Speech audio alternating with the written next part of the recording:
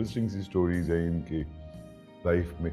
आपकी जो वालदा हैं, इनको तो बहुत स्ट्रॉन्ग होना चाहिए आपके लिए, ताकि आपके, क्योंकि आप 4 बेटी हैं, उनके भी बच्चे हैं, तो हम उनसे दरख्वास्त करते हैं कि वो अपनी सेहत का ख्याल करें। प्लीज अम्मी। है ना? हाँ। क्या कहना चाहोगी? बोलो एक बार मिनट अम्मी को। बस खुश रहें, किसी भी खुश तरह। रहें किसी भी तरह। हम सब इधर हैं, आप इधर हैं, अब्बू की दुआएं इधर है, अब्बू आपके साथ है, हमारे साथ है। और जिंदगी में बस चलना ही है। जिंदगी में चलना है, जितना चलना है, जितना लिखा है वो खुशी से ये बात बस गुजारे और अपनी सेहत पे बस है ख्याल ना, रखें।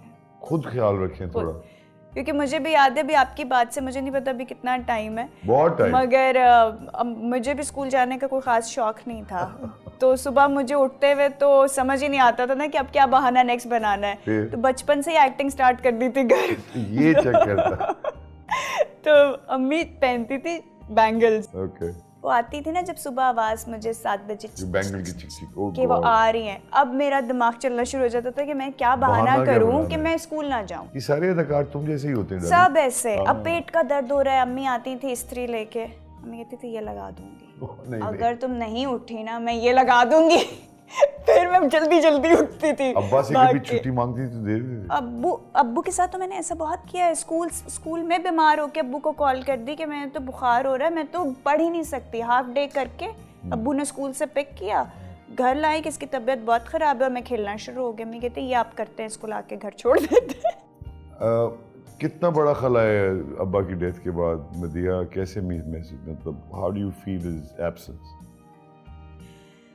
अभी तक ना मुझे अब्बू की एब्सेंस नहीं महसूस हुई, बड़ी अजीब सी बात है। Still in trauma may be, I don't know, but मुझे वो एब्सेंस अभी तक आई नहीं। हाँ मुझे अब्बू याद आते हैं, लेकिन मुझे होता है अच्छा वो इस्लामाबाद नहीं है, बहन के घर पर है, ऐसे।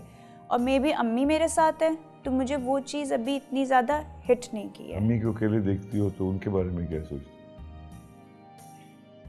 कि बस अब वो स्ट्रॉन्ग बने, और मुझे पता उन्होंने बहुत स्ट्रॉन्ग ज़िंदगी गुजारी है, लेकिन अब उनको ऐसे टूटते हुए नहीं, जो बंदा सारी ज़िंदगी इतना स्ट्रॉन्ग रहे उसको टूटते हुए नहीं देख सकते, वो मुश्किल होता है। कुछ रिग्रेट्स हैं तुम्हें अपने वालिद से? ये नहीं कहा मैंने, ये नहीं बोला, सॉरी नहीं बोला होगा, लड़ाइयाँ तो करती थी मैं।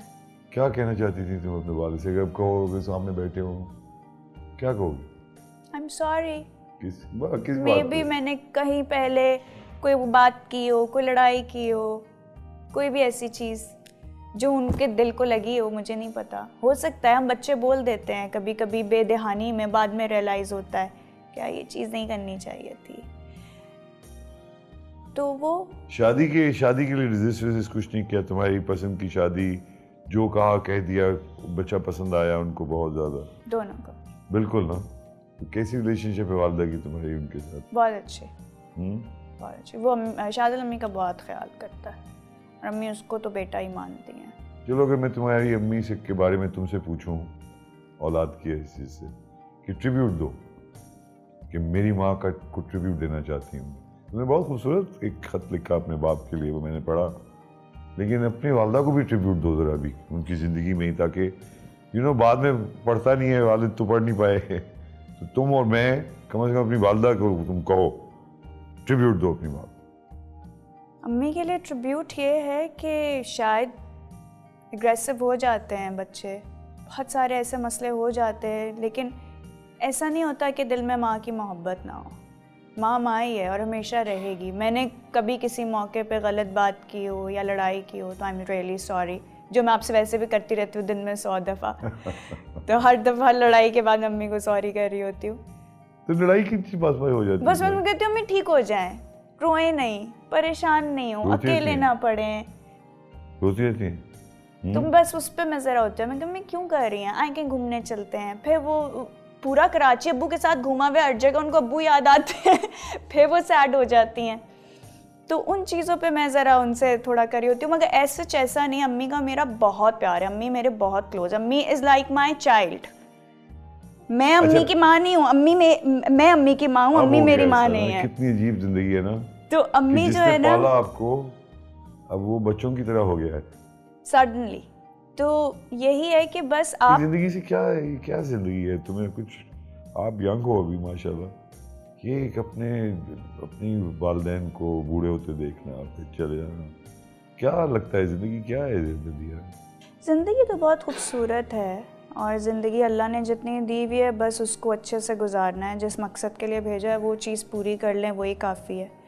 मगर हर एज को, हर चीज़ को खूबसूरती से गुजारें, स्ट्रेस फ्री गुजारें, अल्लाह पे छोड़ के गुजारें।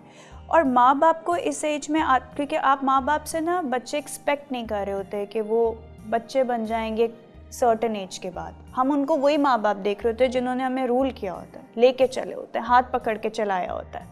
तो कभी कभी ना जब आप जवान होते हैं तो आप यही एक्सपेक्ट करते हैं कि माँ बाप ही हैं ना, ये अभी भी हमें लेके चलेंगे।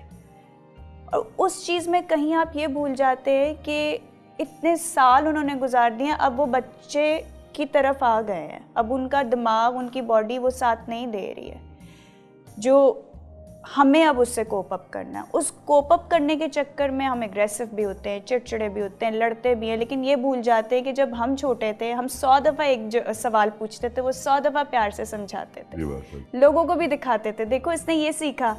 वो हमसे 2 दफ़ा पूछते हैं, हम तीसरी दफ़ा में कहते हैं यार आपको समझ नहीं आ रही।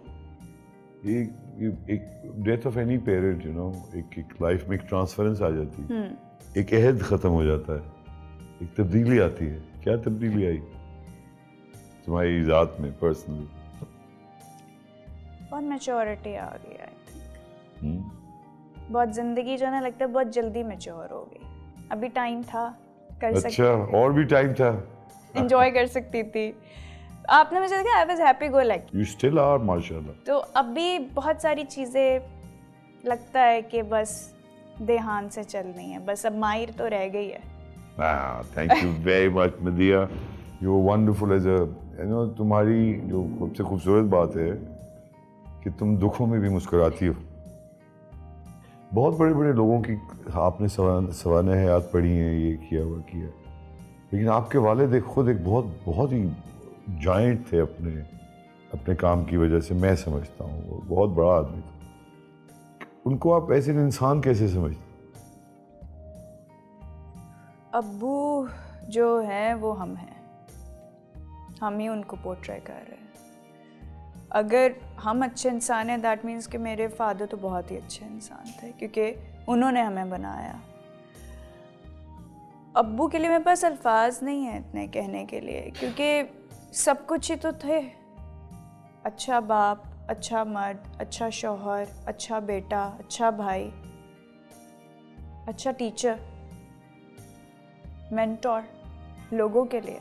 जो उनकी स्टूडेंट्स हैं वो इतने पूरी दुनिया में फैले हुए, तो मैं अगर कोशिश भी करूं तो मैं तो उनके लेवल पे आ ही नहीं सकती। आपकी तीनों बहनें वही काम करती हैं जी, तो पूरा जिंदगी का स्किल दे गए जाते हुए। जी, और आगे इंशाल्लाह मैं भी करूंगी। करोगी तुम? जी, NGO for the deaf people. How nice. It's such a beautiful wish. I wish you all the luck.